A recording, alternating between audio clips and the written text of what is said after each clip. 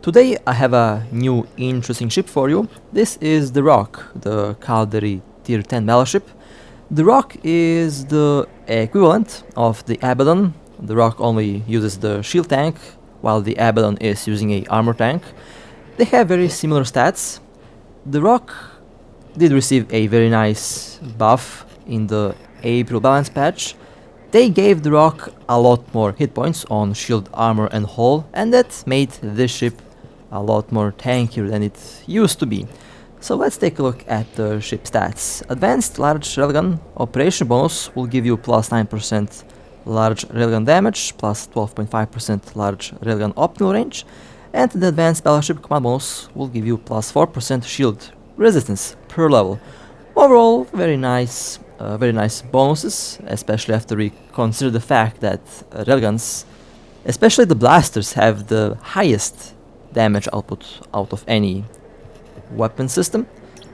Now let's quickly take a look at the Abaddon, because I did say that the Rokh is the Abaddon equivalent, while the only difference is that the Abaddon has a armor resistance buff and the Abaddon is a armor tank, while the Rokh is a shield tank. 10% laser damage plus 7.5% laser optimal range. The stats are very close. Of course, the stats have been balanced out to be effective on both ships. You have to remember that railguns have very poor range, or should I say the blasters have very poor range, while the rifled railguns have very decent optimal range, but the rifled railguns suffer from poor tracking. Rokh has 2 drones, 8 high slots, 4 medium slots, 6 low slots, 3 combat and 3 engineering rigs. Surprisingly, a big cargo capacity. I think this is the largest cargo capacity out of all the other tier 10 battleships. Almost 100,000 hit points. Defense on the base level, it used to be around 72,000. Now it's 98,000, which is pretty good. That's because the buff on shield, armor and hull hit points. The Rokh is a shield tank, of course. Don't armor tank your Rokh. I remember fighting couple armor tank Rokhs. It did not end well for them. It has a good capacitor, although I would say it sometimes feels like the capacitor is a little bit lower than on the other tier 10 battleships. The recharge time and the recharge time per second is okay. Signature radius is comparable to the other ships, scan resolution as well, sensor strength as well. The Rokh is definitely on the slower side, but still it's faster than a Balgorn. After all, the Balgorn is the slowest battleship in the game. Now on to the fit. Currently I have snap-deuced blasters or snap-deuced railguns, but I like to call them blasters, it's just easier. They have 15.21 km range, 13 km accuracy fall-off, 8.86 tracking and reload 5 seconds. The DPS is 1.7 thousand, which is pretty good for a ship that's built to tank.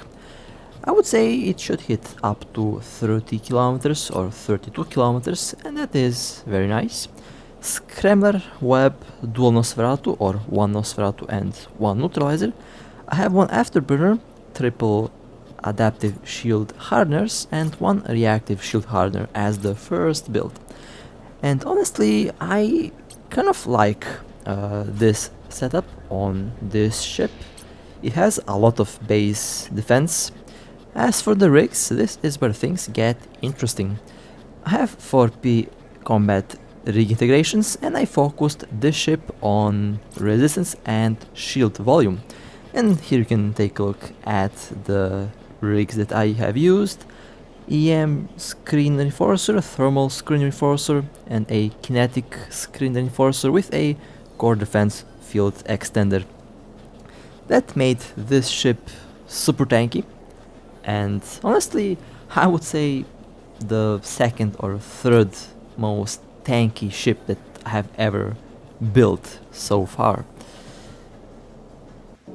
Now let's take a look at the active stats of this build. It should be interesting.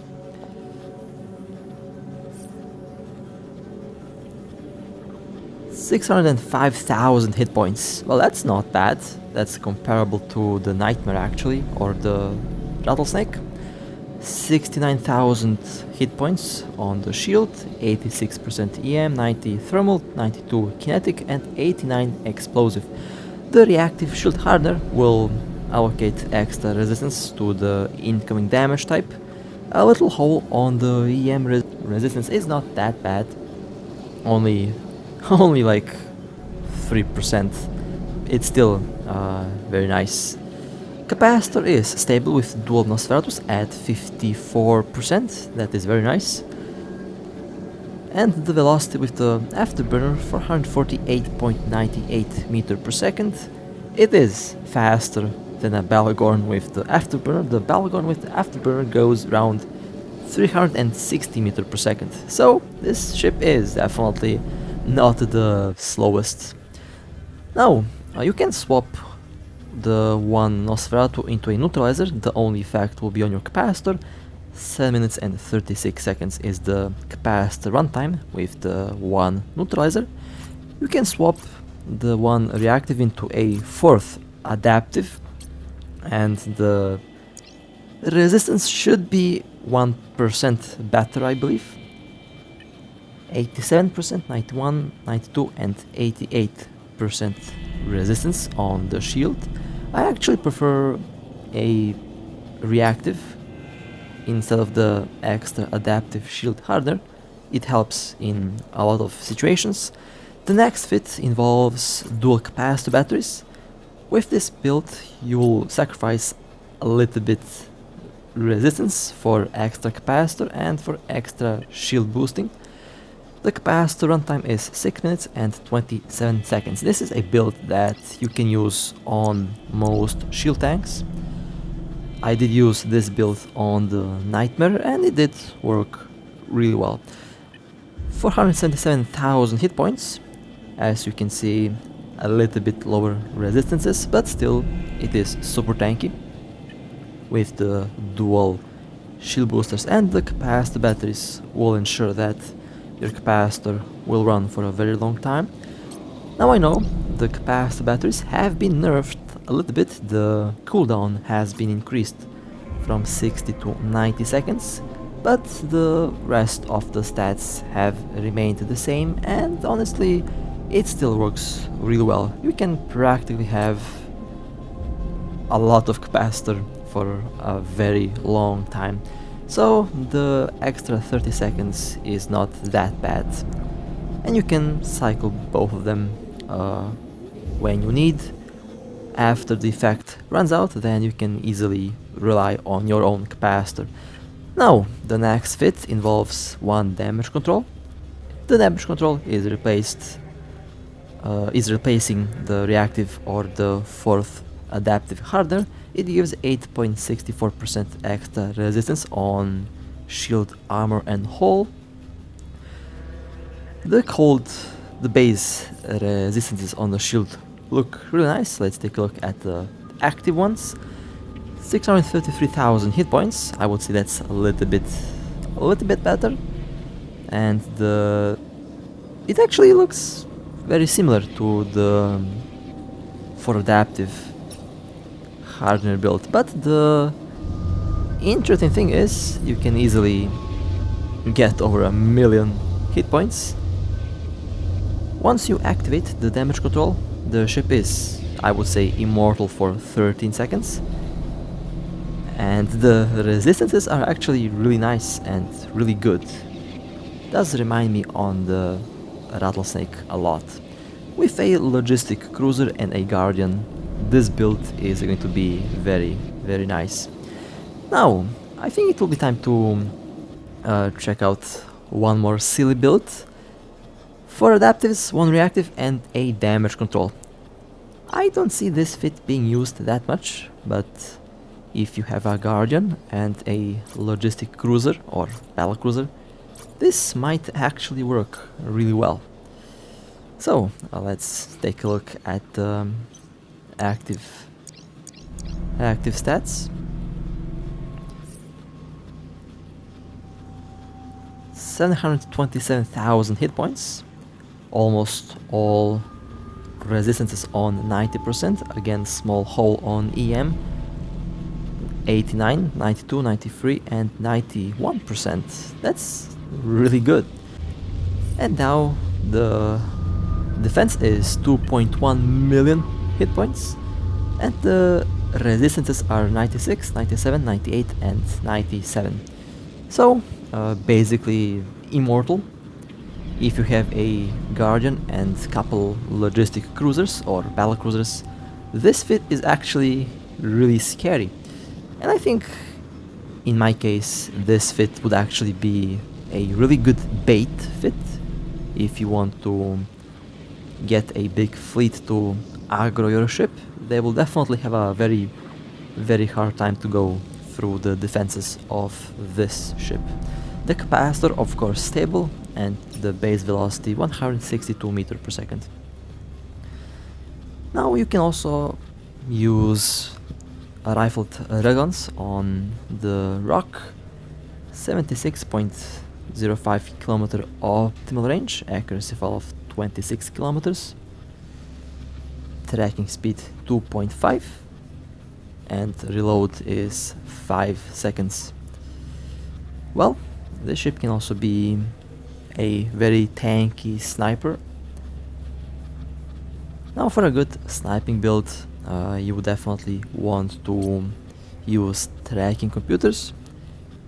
I have dual tracking computers. You will sacrifice a little bit tank to make this work, but you will have 94.85 kilometer optimal range with 32.43 kilometer accuracy fall-off. Tracking speed is 2.9, slight improvement. The reload time is also the same. The tank will be impacted by this build, but you get ridiculous range, and the ship should still be very tanky. So let's take a look at the active stats. 477,000 hit points, that's not bad. 82, 87, 89 and 83% resistance. That is also really nice. Let's take a look at the maximum possible range. It should be around 169 kilometers, 170 kilometers. Okay, I was close. Optimal 170, accuracy fall 58.13, tracking speed 4.75, which is pretty good.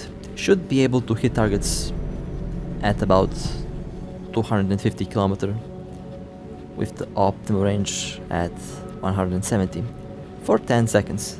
So you can technically get 2 shots fired at the maximum possible range. So let's take a look at the single tracking computer range. It should be 135, and it is 135 kilometers for 20 seconds. That's also really nice. Don't forget that you also get a pretty good tank with this range. Should work really well in long range combat situations. Doesn't matter if it's PvP or PvE. Now I got curious to see what's the maximum possible range that I can get out of this ship. So I have 5 tracking computers. Optimal range is 105 kilometers, accuracy fall of 35.73, and the tracking speed is 3.18. Once all tracking computers have been activated, the optimal range is 218 kilometers, accuracy fall of 74.64, and the tracking speed is 5.9. Well, pretty scary. Although I wouldn't use this build, this is just me having fun with the range. So I will be attempting to snipe these little ships from extreme distances. First attempt, I will try to hit the destroyer at 450 kilometers. My personal record is 450 kilometers with the Trollnado, and of course with the Tempest Striker. Now of course it will not hit when I shoot without the computers active. So let's activate the computers and see if I can hit that ship from this range. Well, it missed. Okay, kinda disappointed that it missed, but that's fine. And the second hit missed as well. So I guess 452 kilometers is a little bit too far. Let's try 407 kilometers. I will wait for the ship to reduce its velocity, and after that I will activate all 5 computers. It should hit the target at this range. And it did. Well, nice. Almost enough alpha damage to shoot down a destroyer at 405 kilometers. Well, that's not bad. Definitely not going to complain about the range. Although cannons have, I would say, better accuracy fall-off. Now, the next fit involves using 3 shield extenders. This is the old build that was very popular before the April balance patch. It increases the shield a lot, and you still have a lot of resistances. This is the buffer tank build. 751,000 hit points. That's still really good. 86, 90, 91 and 86% resistance. So this is a build where your resistances will be balanced. And of course, you can still activate the shield extenders, and now they don't increase the shield that noticeable. You can still see the 6% increase that you get from activating one extender. The cooldown has been increased from 60 to 130 to 124 seconds. So the cooldown has been doubled. And honestly, it's not that bad when you think about it. With both of them active, you can see the shield extension a little bit better. The next build involves 4 shield extenders. This is a build that I did use on the Nightmare. It worked really well. 102,000 hit points on the shield, while the resistances will take a small impact because now I have only 2 adaptive invulnerability fields. The hit points are 660,000 hit points. Overall defense, that's not bad. It is comparable to the other resistance builds that involve using a lot more adaptive hardeners. Now it will be fun to see how much shield is going to be noticeable. That's with 1 extra 29% shield if you activate all 4 of them at the same time. Although that's not how you should use them. You should activate the extenders one at a time. 25 seconds is the active time, 126 seconds is the reactivation delay. You can technically cycle them if you are very careful on the activation time. 8.2 thousand shield increase and additional shield 7.4 thousand. That's also really nice and that looks really good. Okay, well, let's have some fun with the Rokh. The first build that I would probably use is the resistance build with 3 adaptives and 1 reactive.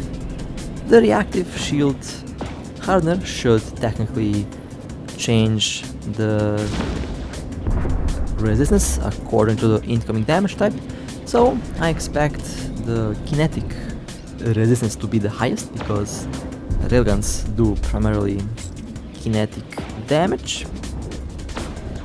I will of course check out the ship resistances once I clear out some of these ships.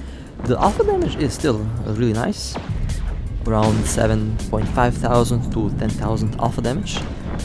The DPS is really good for a full-on tank ship, and that leaves the question: how does this ship compare against a Hyperion, for example? Both use railguns. I fly the Hyperion, and that thing has some insane repair.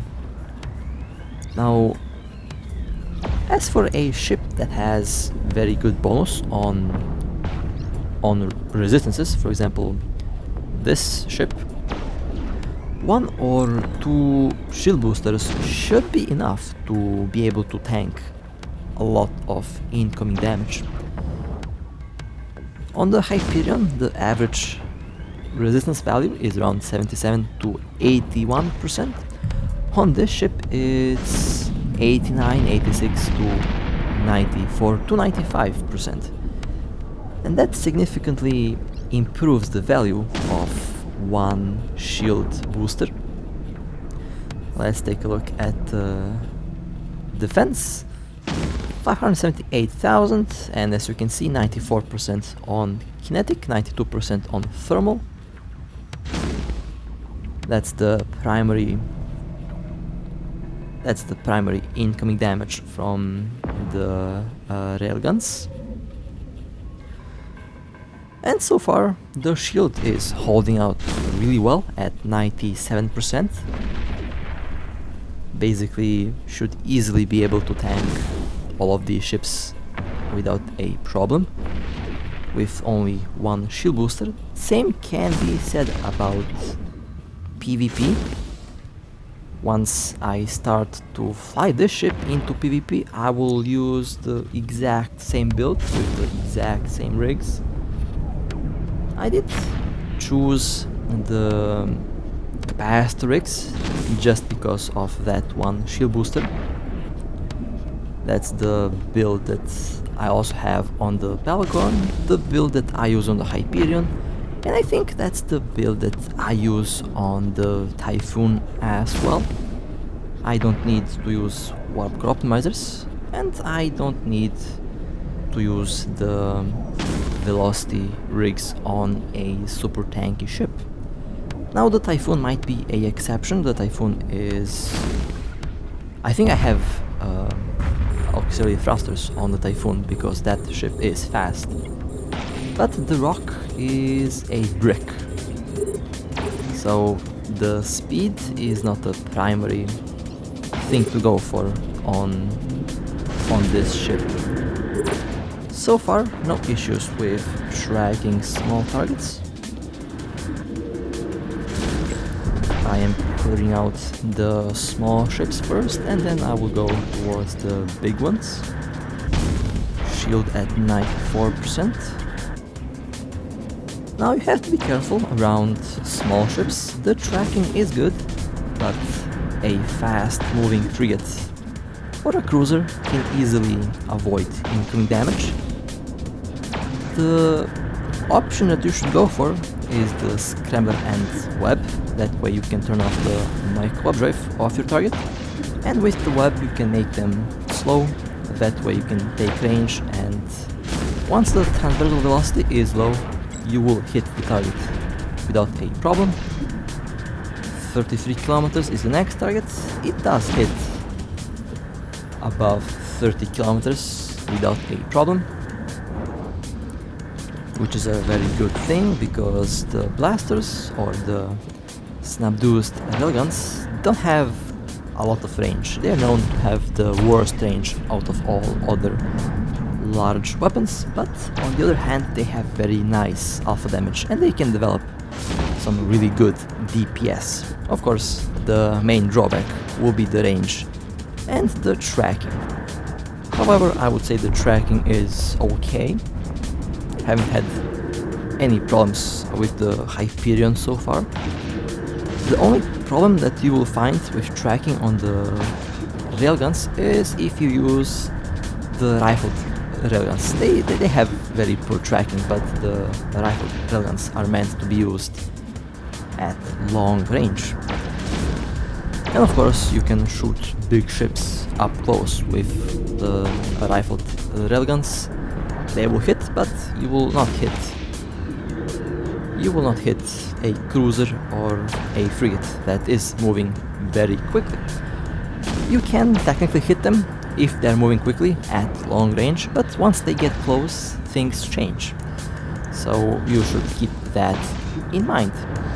So far, I am running this without a problem. The capacitor is super stable. The shield is also super stable, as expected.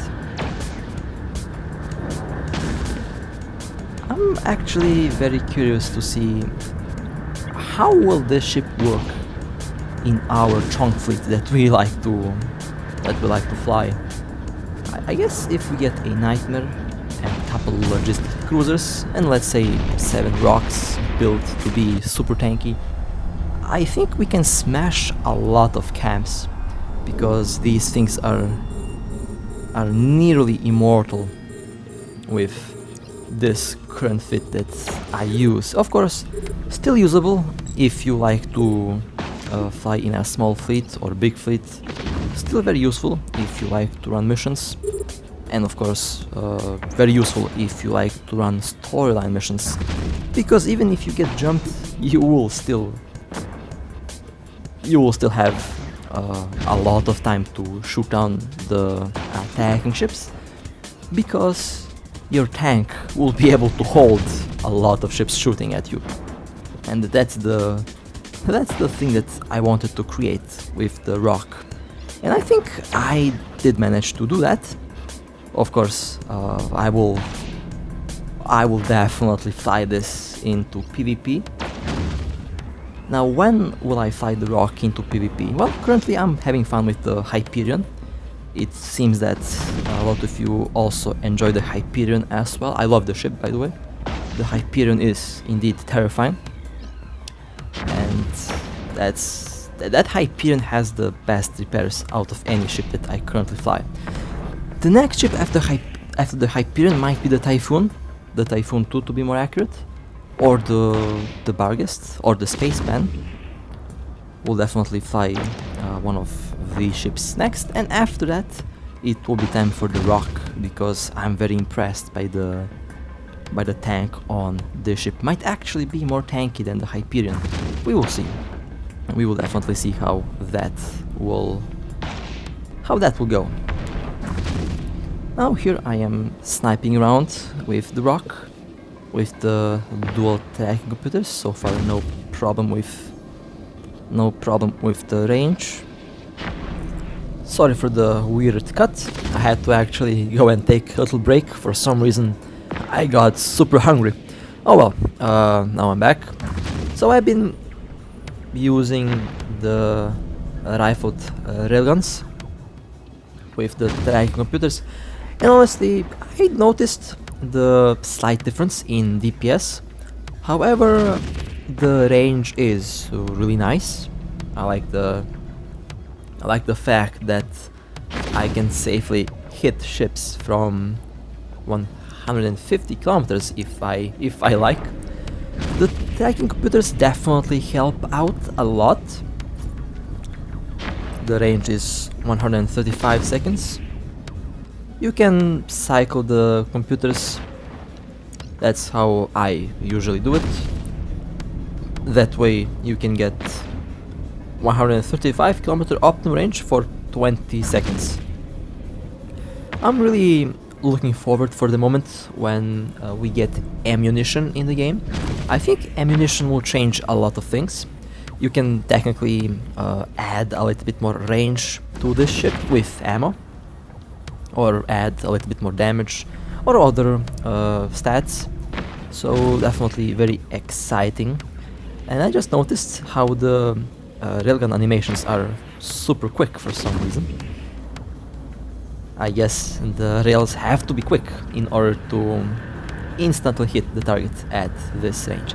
And now onto the third build, the buffer tank, the buffer tank fit with 3 shield extenders.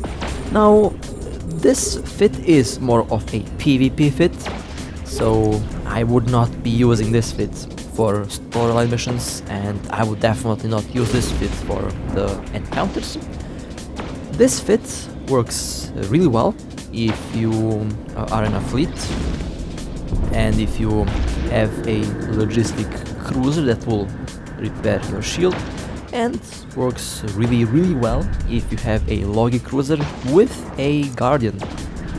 That way this ship is literally immortal until the guardian or until the logistic cruiser blows up. As for the PvE part, well, you will lose shield slowly.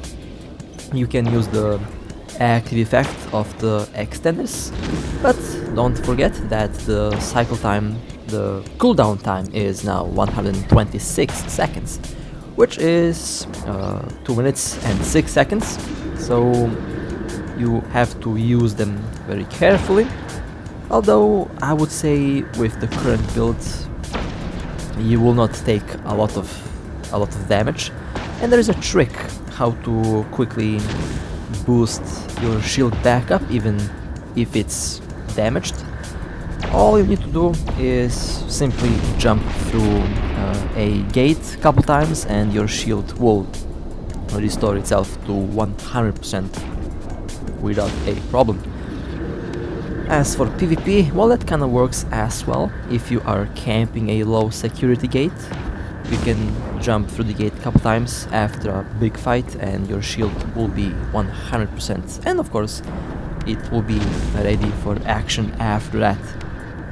So even after the nerf on the cooldown on the passive tank, it still does work really well. Now the good thing for this ship is that it has a lot of shield and it has a lot of very nice resistances.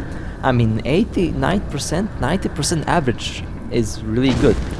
So you don't have to worry about the Rokh going down very easily.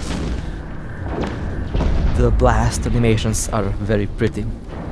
I haven't really paid a lot of attention to the effects in this game. I'm just realizing how good the game looks. I would say that the Rokh can take a couple hits from a dreadnought. Of course, you know me, I will definitely throw this ship at a dreadnought at one point. So I'm definitely looking forward to that moment. It should be ridiculously tanky. And I think I will actually go with the more active build on this ship. I will use 3 adaptives and 1 damage control on the Rokh. That's the build that I personally like the most from all the builds that I did show you here. And this build with the passive tank also looks very attractive because of the super high shield resistances, as well as the ridiculously large shield volume that you get with the Rokh. So hope that you enjoyed, hope that the builds that you saw here can work well for you. If you have any questions, feel free to ask me down in the comments below. I will answer all of them, and with that being said, stay safe, fly safe, and I'll see you next time.